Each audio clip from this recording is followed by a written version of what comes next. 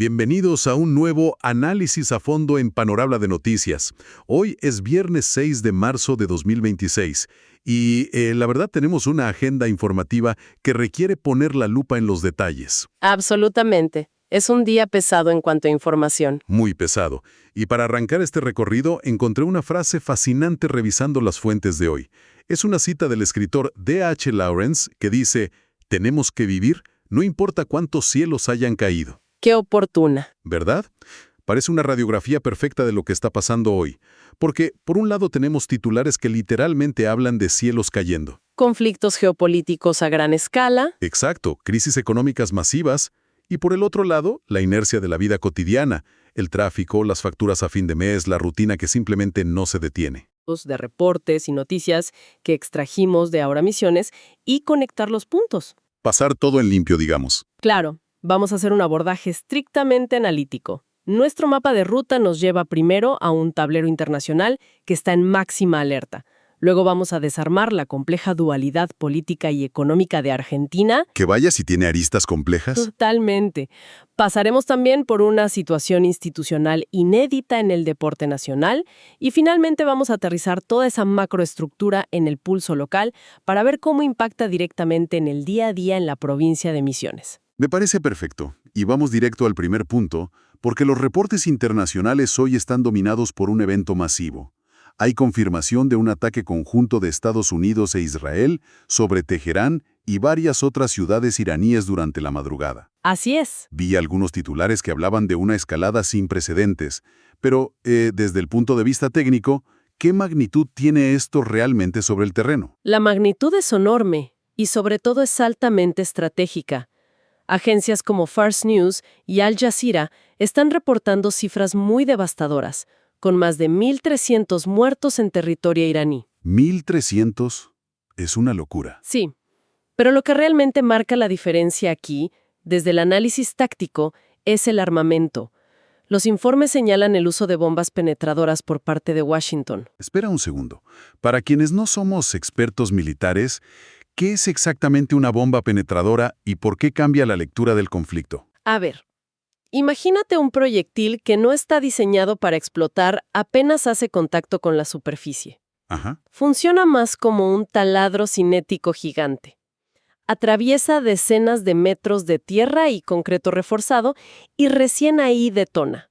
Su objetivo principal son los búnkeres y las bases militares subterráneas. O sea que van directo al núcleo de la infraestructura militar. Exactamente. El hecho de que usen estas armas indica que no es un simple mensaje de advertencia, es un intento directo de desmantelar la capacidad nuclear de Irán. Y ojo, porque esto ya no se limita a las fronteras iraníes. Hay reportes de bombardeos en Beirut, en el Líbano, con más de 100 muertos. Lo que muestra cómo se ramifica todo. Y eso me lleva a un detalle que me dejó pensando. Tras el asesinato del líder supremo de Irán, Ali Khamenei, hubo una declaración del presidente de Estados Unidos, Donald Trump, que parece romper todas las reglas diplomáticas. Sí, la declaración sobre la sucesión. Exacto. Trump dijo públicamente que tiene la intención de estar involucrado en la designación del próximo líder supremo. Incluso rechazó al hijo de Khamenei, a Moctaba, diciendo que buscan a alguien que traiga armonía y paz. ¿Cómo funciona realmente esa sucesión? Porque dudo mucho que un presidente extranjero tenga voto ahí. Es que no lo tiene, y por eso la declaración hace tanto ruido internacional.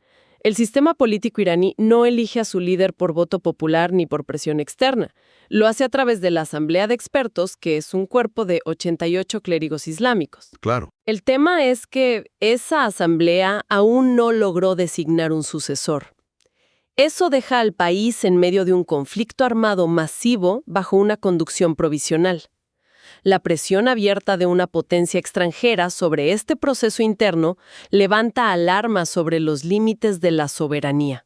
Y me imagino que eso provocó un efecto dominó en las cancillerías de todo el mundo, especialmente en América Latina, que siempre tiene una postura muy particular ante estos conflictos. Así es. El mapa de reacciones refleja las alianzas globales actuales. Por un lado está México. La presidenta Claudia Sheinbaum fue muy enfática al rechazar el ataque, apoyándose en la política de no intervención. Una postura histórica de México. Totalmente. Y por otra parte, figuras como Luis Inácio Lula da Silva en Brasil y el presidente español Pedro Sánchez emitieron comunicados urgiendo a detener la guerra y retomar el derecho internacional. Pero hay un contraste muy fuerte si miramos hacia Ecuador, porque ahí la reacción fue hacia un lado completamente distinto, con la expulsión de un embajador en medio de todo este caos. Es un movimiento diplomático muy revelador por el contexto. El presidente ecuatoriano Daniel Noboa expulsó al embajador de Cuba de manera intempestiva. El gobierno cubano, a través de Miguel Díaz-Canel, leyó esto como un acto de sumisión a los intereses de Washington. Y ahí es donde se conectan los puntos, me imagino. Exacto.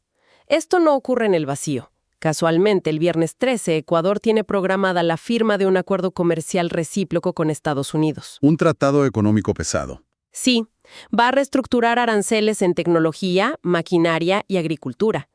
En geopolítica, los alineamientos diplomáticos casi siempre tienen una contrapartida comercial en el corto plazo. La diplomacia y los negocios siempre viajan en el mismo asiento. Y hablando de viajes estratégicos, este es el pie perfecto para analizar la situación de Argentina. El presidente Javier Milei tiene una agenda internacional que parece no detenerse. Es un ritmo sin precedentes. Este es su viaje número 16 a Estados Unidos desde que asumió. Si uno hace la cuenta, da un promedio de un viaje cada mes y medio. Es muchísimo. La gira actual empezó en Miami, en la cumbre Escudos de las Américas. Ahí coincidió en un almuerzo de trabajo con Donald Trump. Y luego la agenda se mueve hacia Nueva York. ¿Y cuál es el objetivo central en Nueva York, según las fuentes? Porque leí sobre algo llamado Argentina Week 2026. El objetivo ahí es puramente financiero. La Argentina Week es un evento coordinado con la Embajada Argentina y gigantes de Wall Street como JP Morgan y Bank of America. Milei tiene una reunión con el CEO de JP Morgan, Jamie Dimon, y además viaja con una decena de gobernadores provinciales. Buscando dólares, básicamente. Tal cual. La meta es presentar un frente unificado para atraer inversiones extranjeras directas en energía, tecnología, minería y agroindustria. Después de eso, vuela a Chile para la asunción del nuevo presidente, José Antonio Kast. Una agenda volcada totalmente al exterior. Pero el contraste con lo que ocurre puertas adentro es lo que más llama la atención hoy. Mientras se buscan inversiones millonarias afuera, hay una parálisis interna importante. Empecemos por la justicia. Acaba de asumir el nuevo ministro Juan Bautista Majíquez, pero hereda un sistema a media máquina. Es una crisis silenciosa, pero muy profunda. Hoy el 36,3% de los juzgados federales no tiene titular. Estamos hablando de casi 300 vacantes entre jueces y fiscales. ¿300 vacantes? Sí, para que se entienda, es como si un hospital tuviera que atender a la misma cantidad de pacientes en guardia, pero faltara más de un tercio de los médicos. Los procesos se estancan. Majíquez hereda esto que de hecho empeoró en esta gestión.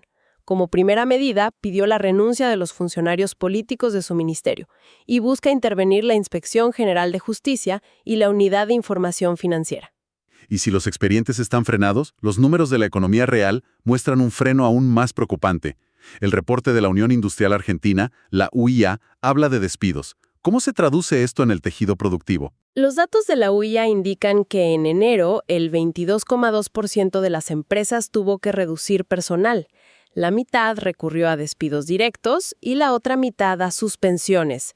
Un caso testigo que resaltan las fuentes es Textilana en Mar del Plata. Una empresa bastante grande. Muy grande. Tuvieron que extender la suspensión de 175 trabajadores hasta junio, pagándoles solo el 78% del salario. Incluso publicaciones como The Economist advierten que los indicadores macroeconómicos conviven con una severa precarización laboral. Y a nivel financiero internacional también hay mucha cautela. Leí que Citi o Bank of America recomiendan a sus clientes liquidar los bonos argentinos. Mencionan reservas netas negativas y el cepo cambiario. Para quienes no están en el día a día financiero, ¿por qué asustan tanto estos dos conceptos? Son fundamentales. Reservas netas negativas significa en términos simples que el Banco Central debe más dólares de los que tiene en la bóveda de forma líquida. Es como tener la cuenta en cero y estar usando el descubierto de la tarjeta al máximo para tapar agujeros. Claro, estás operando en rojo. Exacto. Y por otro lado, el cepo cambiario son las restricciones para comprar o vender divisas. Si un inversor trae millones para abrir una fábrica, quiere la seguridad de que el año que viene podrá convertir sus ganancias a dólares y sacarlas del país. Y el cepo no se lo permite. Precisamente, mientras existan esas dos condiciones, los bancos aconsejan no arriesgarse. Entiendo. Y ese estrangulamiento financiero gotea hacia la economía doméstica. Las noticias de hoy hablan de la quiebra de Garbarino y un dato altísimo de morosidad. La morosidad en cuotas de electrodomésticos llegó al 41%. Prácticamente la mitad de la gente no puede pagar la cuota de una heladera. Un informe de Quantum Finanzas lo explica muy claro. Se relaciona con la desaceleración de la inflación frente a salarios estancados. Antes, con inflación alta, si sacabas un préstamo de cuota fija, la deuda se licuaba. El sueldo subía por la inflación, pero la cuota era la misma. ¿Exacto? Hoy, con la inflación a la baja, esa licuación ya no ocurre. La cuota mantiene su peso real y se come una porción cada vez mayor de un ingreso que no se recuperó. Eso ahoga la capacidad de pago. Y cuando el ahogo económico llega a sectores vulnerables, las tensiones sociales estallan. El reporte detalla una crisis muy severa en el sistema de salud público, con el PAMI y el programa Incluir Salud. Es una situación límite. Los reportes indican que el PAMI tiene atrasos en los pagos desde octubre. Afecta más del 50% de los prestadores. Odontólogos, ópticas, acompañantes terapéuticos. Ya derivó en la suspensión de cirugías programadas. Y el programa Incluir Salud, que asiste a personas con discapacidad sin otra cobertura, arrastra deudas de 6 meses. Esto generó protestas frente al Ministerio de Salud, con reportes de tensiones con las fuerzas de seguridad. Hubo un testimonio muy gráfico de la actriz Valentina Bassi, que tiene un hijo con autismo. Ella dijo, no damos más, no cumplen la ley. Las familias no tenemos plan B. Esa frase muestra dónde termina impactando el ajuste. Detrás de cada recorte administrativo hay un ecosistema familiar que colapsa. Las políticas macroeconómicas tienen un costo social inmediato. En sectores dependientes de medicación, la falta de un plan B es una crisis sanitaria literal. Es un panorama muy denso. Y uno pensaría que frente a esto la gente busca un escape en el deporte. Pero parece que este fin de semana ni siquiera el fútbol se salva. Hubo una suspensión total de la fecha del torneo Apertura. ¿Qué pasó en la AFA? El fútbol argentino atraviesa un conflicto judicial y político sin precedentes recientes. La AFA decidió paralizar la actividad de la primera división hasta el 8 de marzo. La raíz es un choque frontal con el gobierno nacional por denuncias contra la dirigencia y amparos judiciales cruzados sobre la legalidad de sus asambleas. Una pulseada de poder que deja a los hinchas sin partidos. Así es. Lo cual genera una imagen llena de contrastes. Acá las canchas están cerradas por tribunales, pero las figuras brillan afuera. Messi estuvo en la Casa Blanca con el Inter Miami sacándose fotos con Mascherano y De Paul, y Trump le dijo, soy tu fan. La gran paradoja del talento argentino. Y no solo en fútbol. En automovilismo, Franco Colapinto arranca la temporada de Fórmula 1 en Australia. Para quienes sigan el fútbol local, vale mencionar que el ascenso sí se juega. Hay clásicos como Deportivo Maipú contra Godoy Cruz o Nueva Chicago frente a All Boys. Y un detalle nostálgico, se anunció el retiro del Pulga Rodríguez en Colón a sus 41 años. Una figura emblemática que marcó a toda una generación en el fútbol del interior. Sin dudas. Ahora, para ir cerrando este recorrido, es fundamental aterrizar todas estas variables globales y nacionales en la calle. ¿Cómo repercute esto en Misiones hoy viernes 6 de marzo? Empecemos por la economía hogareña. El impacto más fuerte e inmediato en Misiones viene en la factura de luz. Se oficializó una quita importante de subsidios nacionales. El tope de consumo subsidiado en estos meses cálidos cayó de 300 kilovatios hora a solo 150. A la mitad directo. Literalmente a la mitad. Es como si te redujeran el combustible a precio rebajado justo en la época que más usas el auto. Además, hay incrementos tarifarios del 2,4 al 2,8%. Se vienen facturas mucho más altas. Y en política local hay efervescencia porque el Partido Justicialista de Misiones confirmó internas para el 19 de abril con 4 listas. Y a nivel de la rutina diaria, el tránsito fue la noticia excluyente, con 2 siniestros que podrían haber sido tragedias. Primero, un choque en el centro de Posadas. Sí, a las 8:30 de la mañana en hora pico. 2 vehículos colisionaron en la avenida Corrientes. Solo daños materiales, por suerte, pero paralizó una arteria comercial clave con demoras en todo el centro.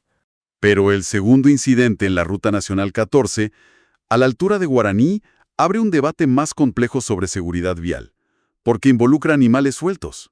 Es un problema crónico en las rutas 12 y 14. Una conductora chocó de lleno contra un caballo que deambulaba sobre el asfalto. El animal murió, el vehículo quedó destrozado y la conductora sufrió lesiones leves. Esto renueva el debate sobre la responsabilidad civil de los dueños del ganado y la falta de controles en zonas rurales. Un recordatorio de que manejar por ahí requiere atención absoluta. Para ir cerrando, ¿qué datos prácticos necesita saber la audiencia para planificar su día en la provincia? 3 cosas. Primero, en Posadas hay recolección de neumáticos en desuso contra el dengue. Por la mañana en Itaembé-Guazú y por la tarde en el barrio Santa Rita. Segundo, el pago de asignaciones familiares sigue activo hasta el 12 de marzo. Y tercero, el clima. Jornada de mucho calor, con máximas de 34 grados. Y en Iguazú, la térmica puede trepar a 36. Hacia la noche, probabilidad de tormentas en la zona centro. ¿Qué viaje acabamos de hacer? Empezamos analizando misiles antibúnker en Medio Oriente y terminamos hablando de recolección de neumáticos y calor extremo en Iguazú. Es un espectro amplísimo y creo que genera una reflexión interesante sobre cómo consumimos la información. Estamos en una era de hiperconectividad donde podemos seguir el minuto a minuto de un ataque bélico o analizar una cumbre en Nueva York en tiempo real. Claro, lo tenemos todo en la pantalla. Problemas gigantes sobre los que no tenemos control, corremos el riesgo de distraernos y exigir menos sobre lo que sí podemos cambiar. Totalmente. El juez que falta en nuestro tribunal local, el caballo suelto en la ruta o las tarifas que impactan el bolsillo hoy mismo. Es un planteo fascinante. Nos preocupa más el fin del mundo porque nos distrae de los problemas del fin de mes en nuestro propio barrio. Es una excelente pregunta para dejarla resonando. Y con esto llegamos al cierre de nuestro análisis de hoy. Un agradecimiento enorme a todos los que sintonizaron y nos acompañaron a desglosar este panorama de noticias. Muchas gracias por estar ahí. Es importante recordar que todo el detalle de estos reportes, actualizaciones y un desarrollo periodístico profundo se puede encontrar visitando ahoramisiones.com.ar. Nos encontramos en el próximo análisis a fondo.